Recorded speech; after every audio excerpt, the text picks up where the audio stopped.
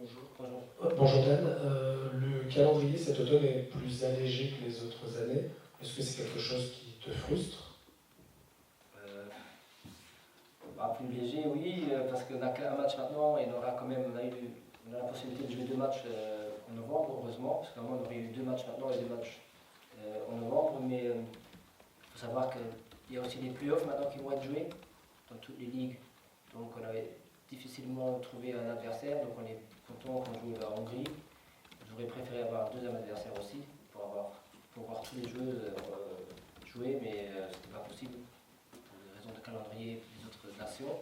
Donc on est content qu'on joue maintenant parce que ça fait maintenant quelques mois, plus de 3 mois, 4 mois qu'on n'a pas vu les joueuses. Et c'est important de faire un rassemblement, même s'il sera plus court cette fois-ci. Donc c'est bien qu'en novembre il sera plus long. Est-ce qu'on connaît déjà les adversaires pour novembre? Là, Chypre. On va à Chypre, on jouera 2 fois à Chypre.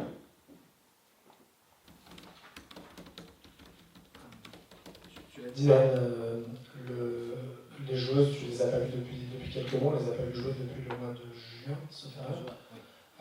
Est-ce que c'est facile, en tant que sélectionneur, de maintenir le contact, de parvenir à observer justement le pôle de joueuses qui peuvent intégrer l'équipe nationale, de rester au fait tout simplement de ce qu'elles font en club et leur performance?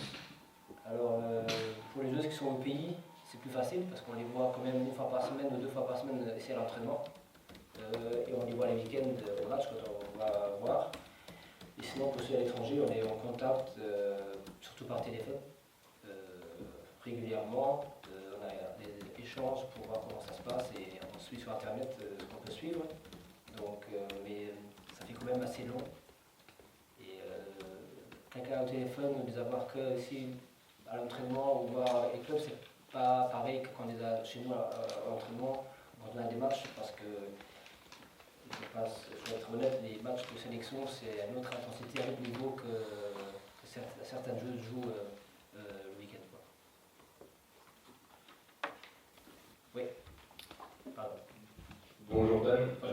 La question c'est par rapport à l'équipe que vous allez affronter, c'est la Hongrie qui est en Ligue B. Est-ce que c'était aussi un moyen peut-être de préparer aussi les joueuses à ce à quoi elles vont avoir à faire face dans les mois à venir en Nations League? Oui, c'est tout à fait ça. En fait, on voulait avoir l'Hongrie, ou une équipe qui joue en Ligue B depuis toujours, et qui a déjà joué les qualifications pour les mondiales européens pour voir quel niveau on va rencontrer en mois de mars. Et il faut dire les niveaux comme Hongrie ou équipes qui sont comme Albanie ou Turquie qui sont là, c'est un peu le niveau qu'on aimerait à moyen terme pouvoir être compétitif. On ne va pas dire qu'on va gagner tous les matchs, mais au moins pouvoir jouer au même niveau avec eux.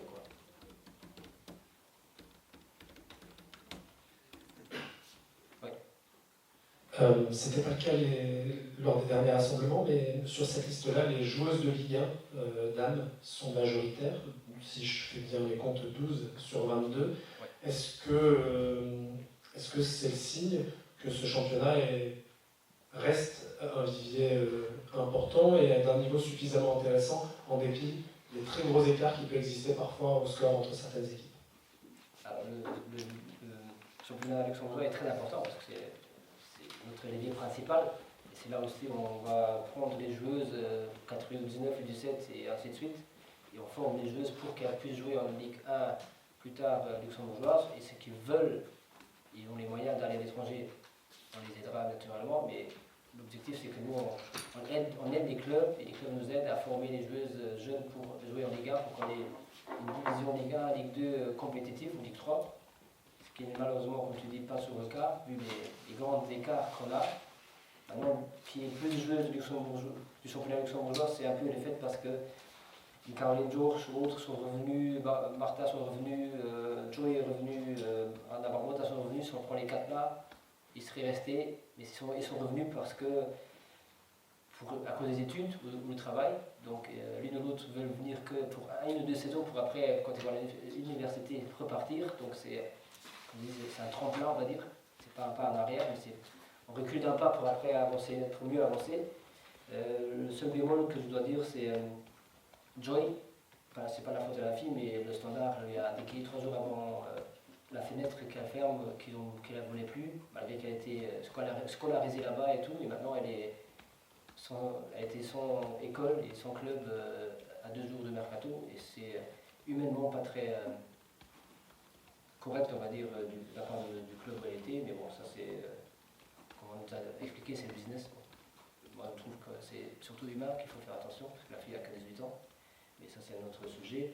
Et donc, pour revenir à ta question initiale, le championnat luxembourgeois reste un levier important et on va tous les week-ends avoir des matchs, aussi bien moi que mes adjoints, et on voit toujours des choses intéressantes. Ce qui est déplorable, c'est que, je dis clairement, il aurait mieux d'avoir une division à 8 équipes que 10 équipes.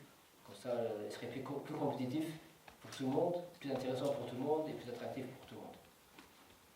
Oui. Un petit mot sur Charlotte Schmidt, qui est la seule joueuse de la liste qui n'évolue pas ni au Luxembourg ni en Allemagne. Qu'est-ce que tu penses de ce transfert au Portugal? Est-ce que tu penses qu'elle a le style de jeu idoine pour s'imposer là-bas? Alors Charlotte, il faut savoir qu'elle avait l'embarras du choix.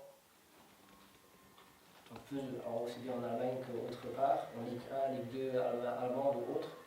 Même le club où elle était, elle voulait la conserver pour jouer en première division. Et c'est un choix qu'elle a pris elle-même, après discussion et après avoir été sur place. Et le style de jeu et le discours du club, et on le voit, vu qu'elle est en équipe B, mais qui s'entraîne des fois avec l'équipe A déjà. Donc je crois que même niveau vie privée ou français un cap mentalement et tout, je crois que c'était un choix qu'elle voulait faire. Et ça c'est important, surtout qu'elle a choisi le club et après elle a choisi où elle va faire les études. C'est pas elle a dit je vais faire les études là et après je prends un club dans les environs. Donc c'est un choix réfléchi avec sa famille et qui la connaît, c'est que c'est une fille très intelligente et moi je pense aussi qu'elle a fait un très très bon choix. Et quand je l'ai au téléphone, quand elle envoie des messages ou des autres, on voit qu'elle est heureuse et épanouie là-bas, donc c'est que